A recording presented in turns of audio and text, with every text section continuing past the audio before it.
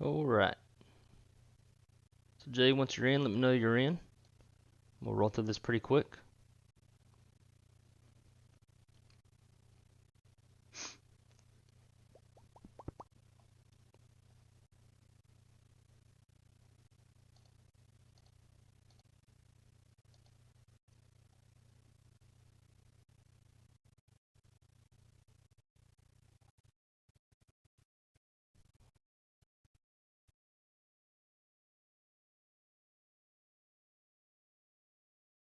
All right. So, pretty easy. You will need a Google Drive to do this. Um, and this also does not use um, any of your memory inside your Google Drive. Um, so what you'll do is just you can Google vstates, Victor states, bring to this website, vertical sim, and this is the coverage map. So what you'll want to do, you want to have your your Google Drive open, figure out what states you want. Now this does take up a lot of hard drive space, but most of the states are in Google Drive 1. So you'll go to Google Drive 1, click on vstates, and I'm going to get something that I don't already have.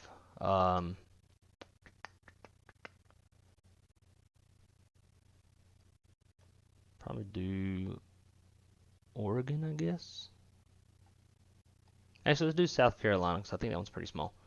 All right, so here's South Carolina. This one is pretty small, 7.85 gigs compared to like California, which is 23.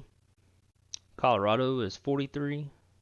So yeah, they definitely differ. In fact, I'll get rid of my camera so make sure you can see everything.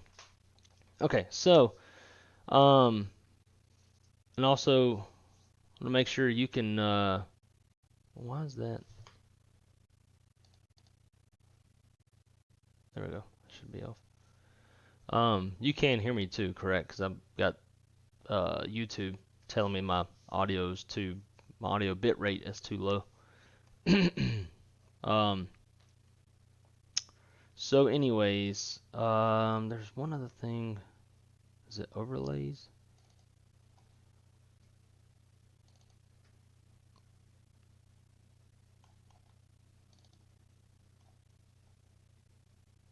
Yeah, overlays. Okay, so the first thing that you would want to download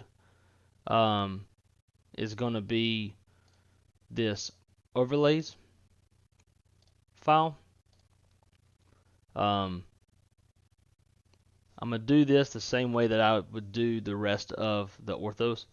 So the general idea is there's a weird error that happens when you try to just download these straight to your computer by like going right click and download.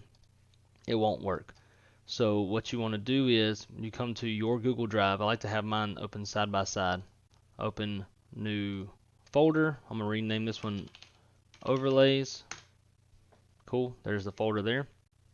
Now I'll come to, and this is going to be the same thing for states, and we'll do a state as well. But you'll go into overlays, into it again. Now you got this little Google Drive icon up here. So you want to click on that. There's your drive, so you double click. There's the folder that we created. Double click in there and hit add shortcut here. It'll then add the shortcut. You can go back out of that. And if you go into it in your Google Drive, you'll see there it is.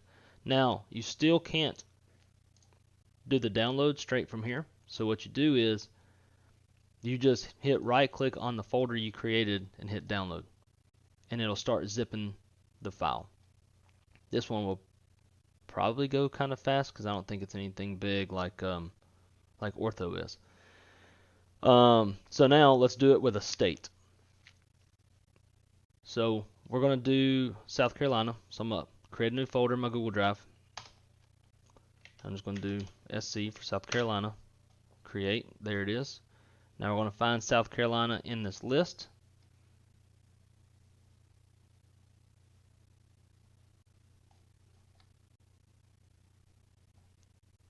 Where did it go?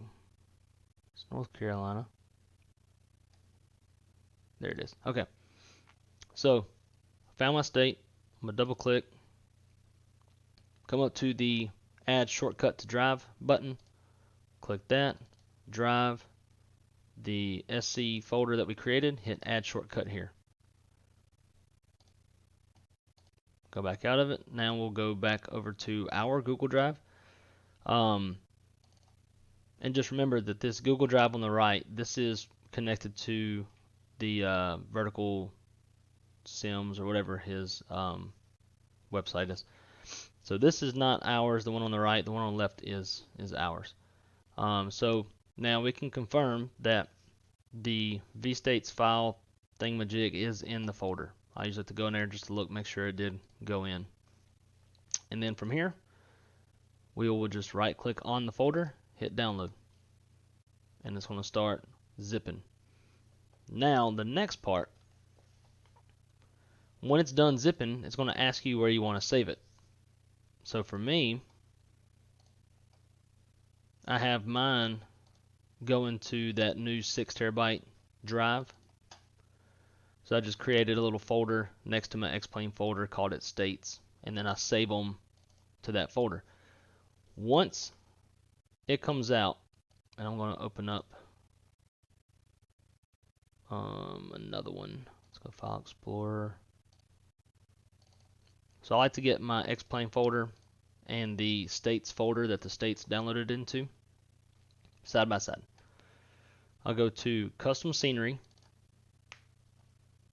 and I'm going to install Utah because I think I just got done with Idaho. Actually, let's do Wyoming because I want Wyoming more than I want Utah. You can. This is a longer way of doing it, but you can do extract all, where it extracts it to this folder and then you just move it over. That's going to take a little bit longer. I have this program called 7-zip. A lot of people have this, so you might actually already have it.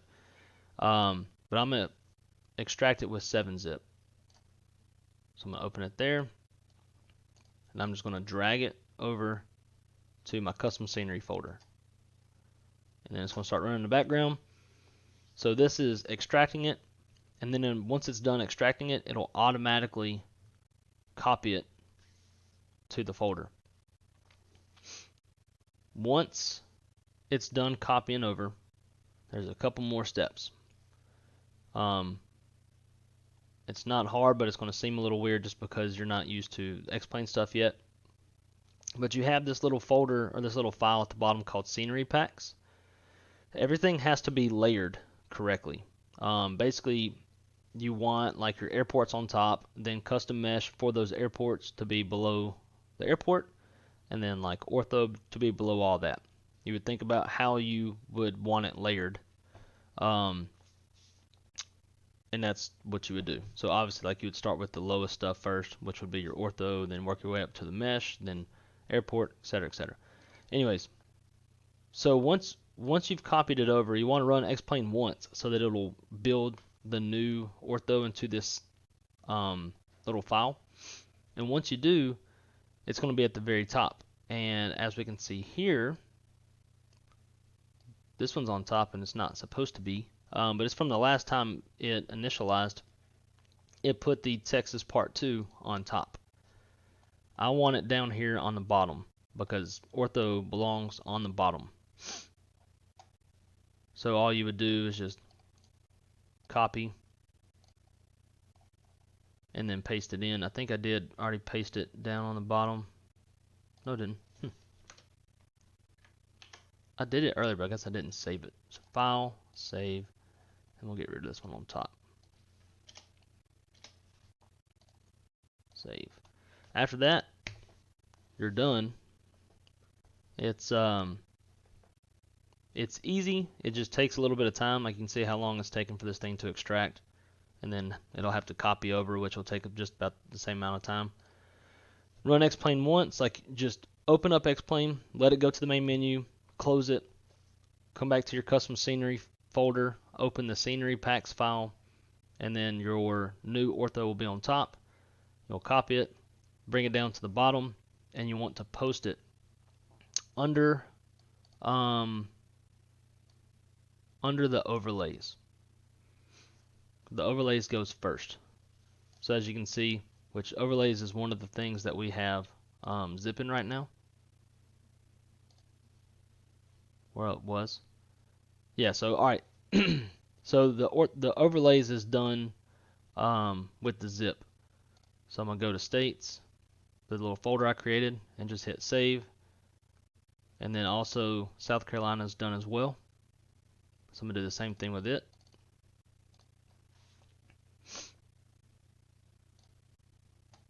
And now South Carolina is going to start downloading. The overlays is already done.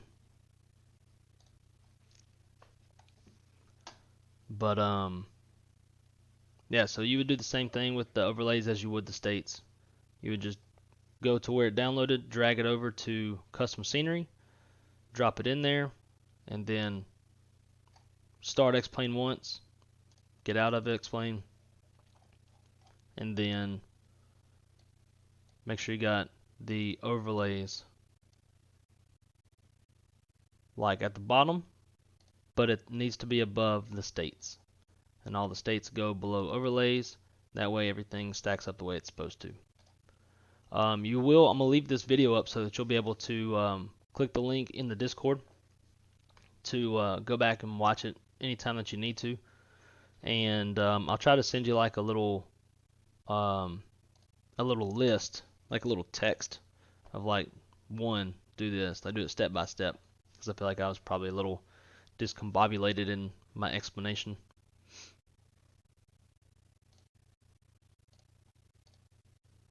Let's see, is Wallman still?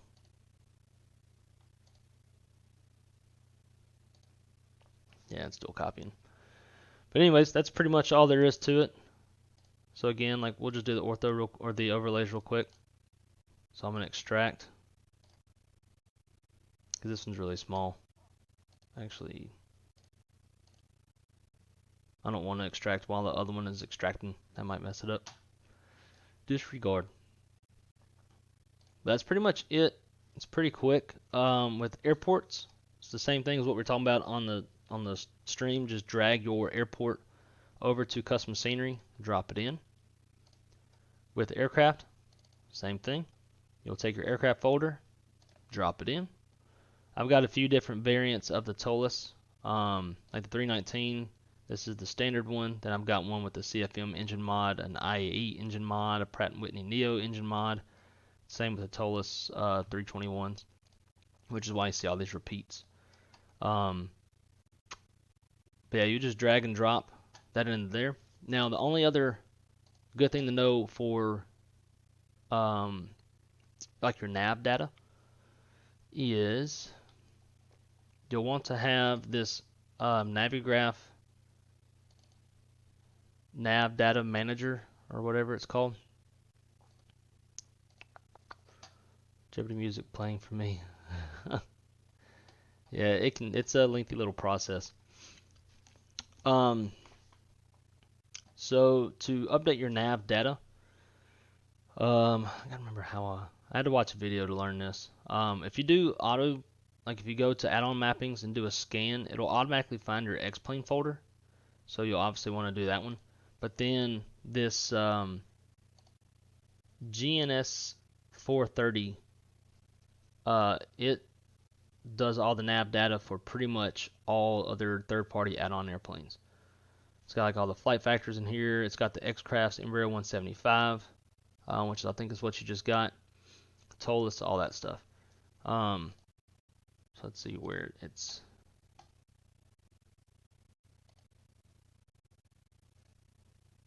X-Plane 11, custom data, GNS 430. Okay.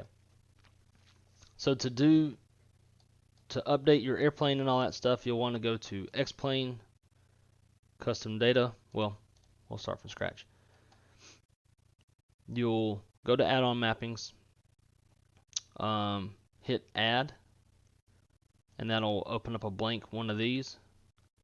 And then from there, to go to folder, you'll go to X-Plane 11. So go to your main X-Plane 11 folder, custom data, GNS 430, and then you would select that. And you would hit save. And once it saves, it'll be in your list, and then you just update it. And your sim and your airplanes should be up to date. And those would be good to go. Because I'm sure the nav data that you have in your airplane. Oh, okay. Shit. I wish I'd looked up sooner. Cool, you already know that, Tim. You are a step ahead of the game, then. It took me forever to figure that out. But that's the main stuff for now that I would say. That's how you install airplanes, how you install airports, how you install ortho, and got your nav data. And honestly, I mean, I know that X-Plane is I mean, I don't know how much other stuff you've flown other than Microsoft Flight Sim. But like X-Plane is way easier than what Microsoft Flight Simulator 10 was and what Prepared is.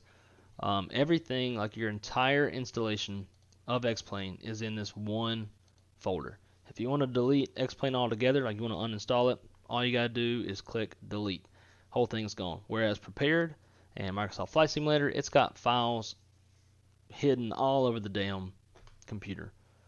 So X-Plane's pretty straightforward once you figure it out. Same with like plugins.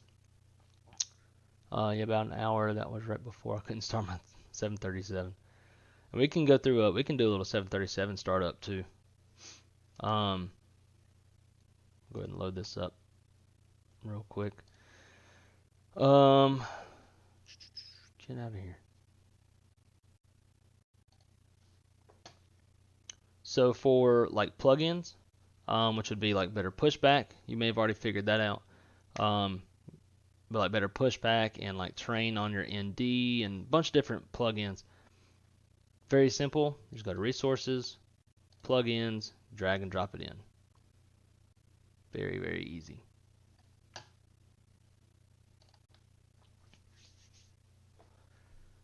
So if this will come on, we can do a quick little startup tutorial.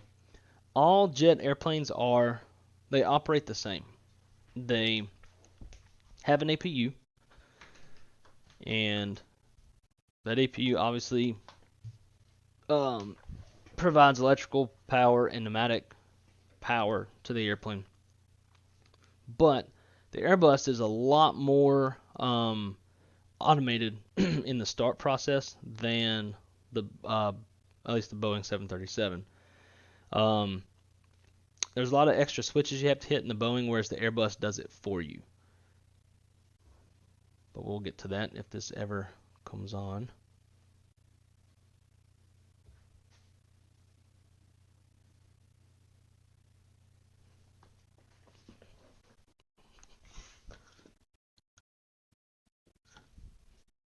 Man, why is this taking so long? Seems like it's been starting up a bit faster.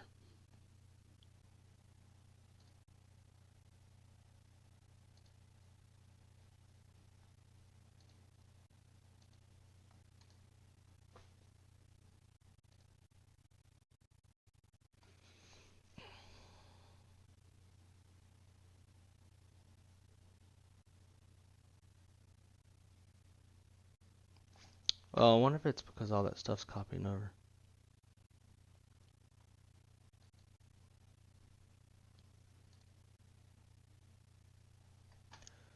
Alright, let's go new flight.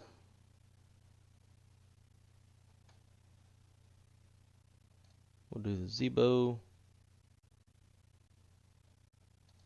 Customize. We'll just put it on the ramp somewhere. And this might be something too that you have to go back and watch a couple times.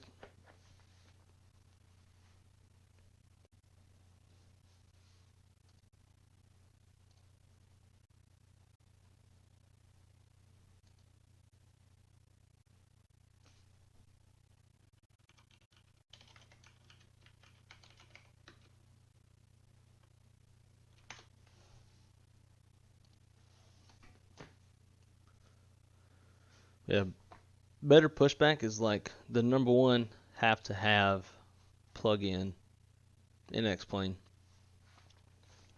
Because I tried using the original, like, built-in. It's fucking terrible.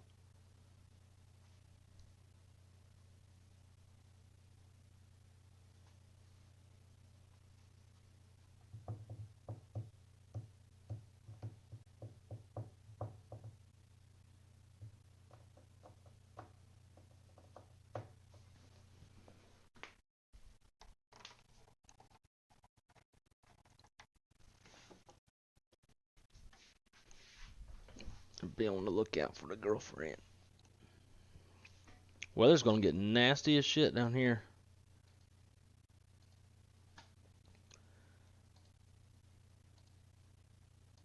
So 11 o'clock, 12 o'clock.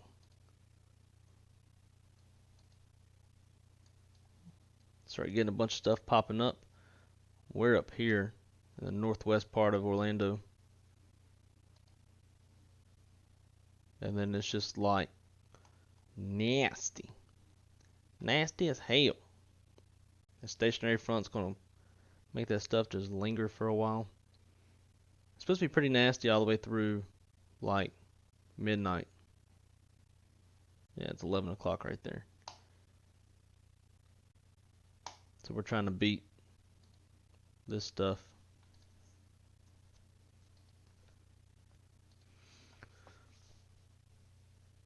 I'm currently trying to figure out how to move folders around. I'm such a noob. I think y'all got some stuff coming into Indy as well.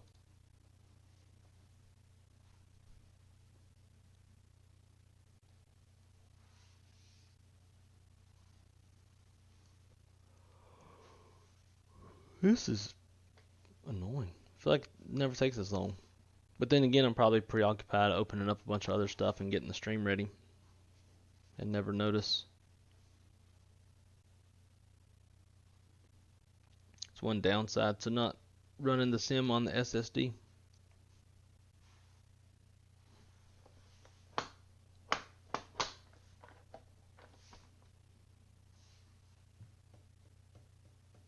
Although too, I'm sure the computer's quite busy with the everything copying over.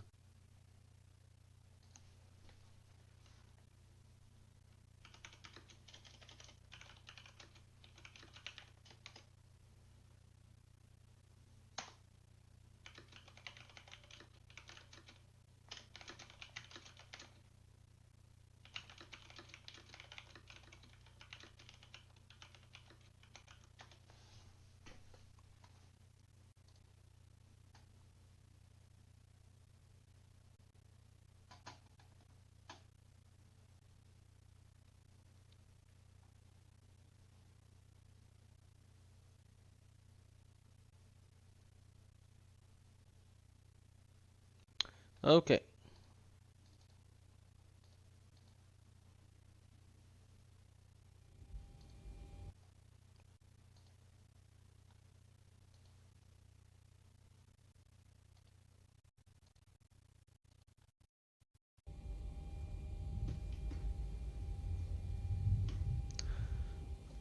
Alrighty.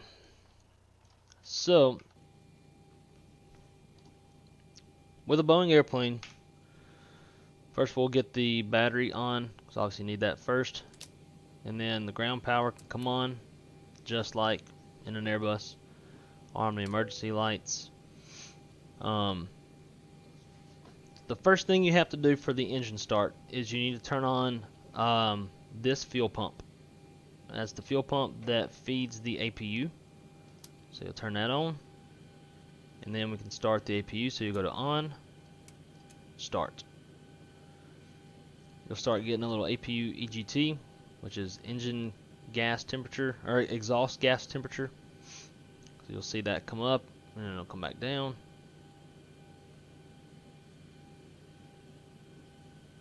And it just takes it a second.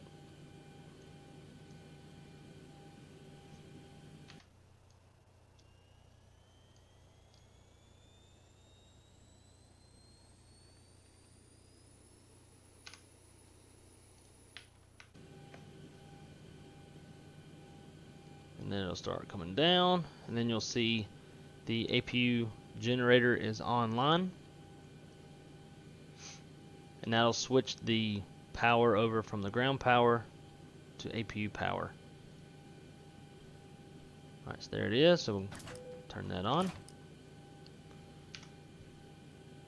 I'm just going to disconnect ground power. Actually, I don't know why it keeps saying it's connected when it's not even connected. We'll leave the chalks, we'll shut the doors. So now we've got APU on. Say we're still like in the pre-flight and we want to you know, provide some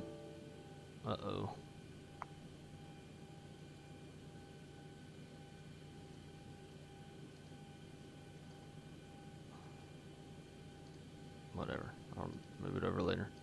Alright, so we want to have some air conditioning into the airplane. So we want to turn the APU,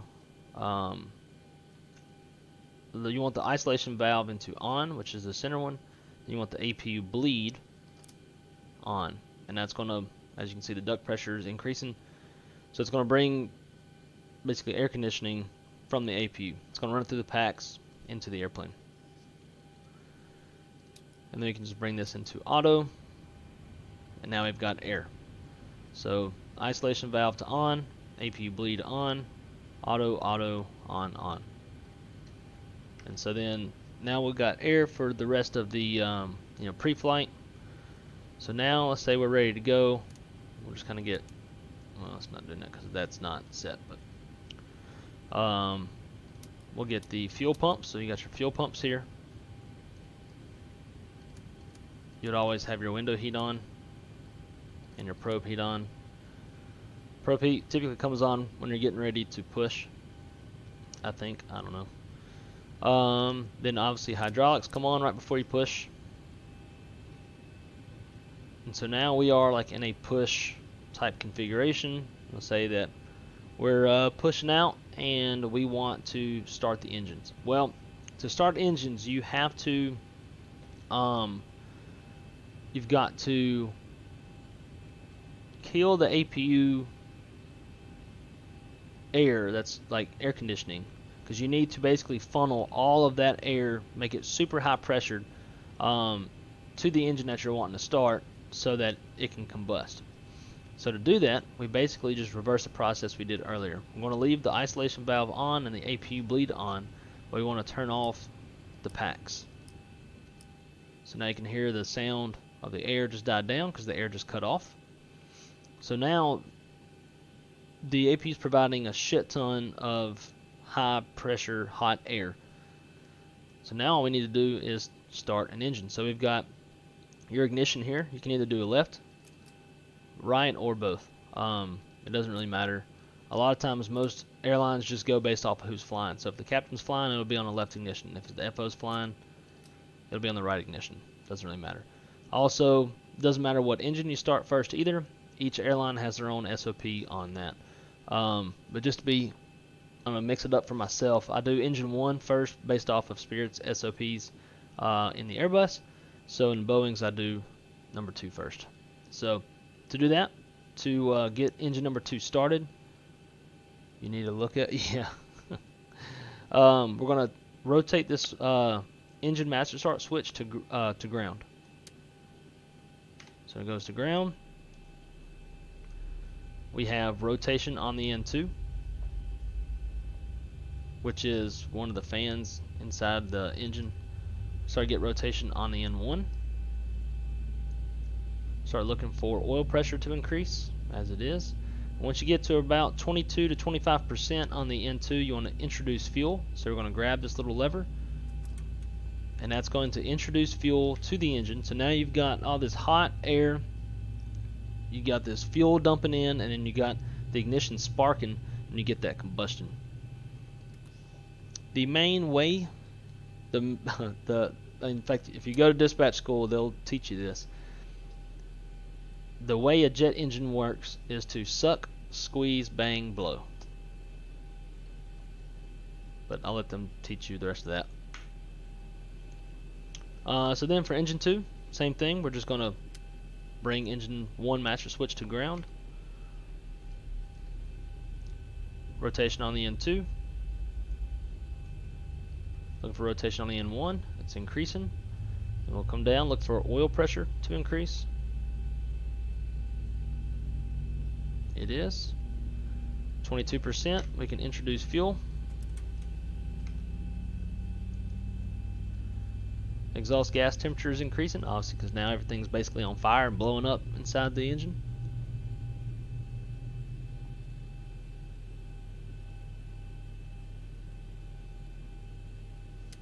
And then you'll hear that little master switch pop back off. So now we know we've got 2 good engines. So now we've got to reverse everything that we did before.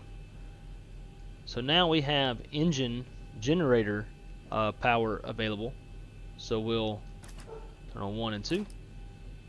We can kill the APU and come back over here to our pressurization panel, and we will turn on the packs. Now the engines are feeding the air, and then you can turn off the APU bleed and put the isolation valve into auto, and you are started. Now you're ready to taxi. I mean, obviously without flaps and all that stuff, but that is the engine start in the Airbus. I mean, in the Boeing. Now the Airbus does all of that by itself. It kills the packs. It funnels all of the APU bleed air to the engine that you're starting. It has a FADEX, so it's monitoring the engine start. It'll auto shut down if there's a issue with the startup. Embraer 175s do the same thing. They have FADEX. They'll monitor the engine start. They'll look for hot starts, hung starts, and they'll Bella, shut up! And they'll abort the startup automatically without the pilot even having to do anything. Embraer 175 is a pretty good airplane. It's got a lot of Airbus philosophy in it. But anyways, I think, yeah, Crystal's home. So I'm going to jump off here and we're going to go get some groceries. But anyway, man, let me know if you have any more issues. Hopefully this helps. Like I said, I'm going to leave this up. It's unlisted, so nobody else can see it. But since you have the link, you'll be able to see it. And you can go back and watch it anytime you need to. But anyways, I'll talk to you in the Discord. And how much different is a fly-by-wire start from the X-Plane Airbus? 0. Both identical. Alright, man. Talk to you on the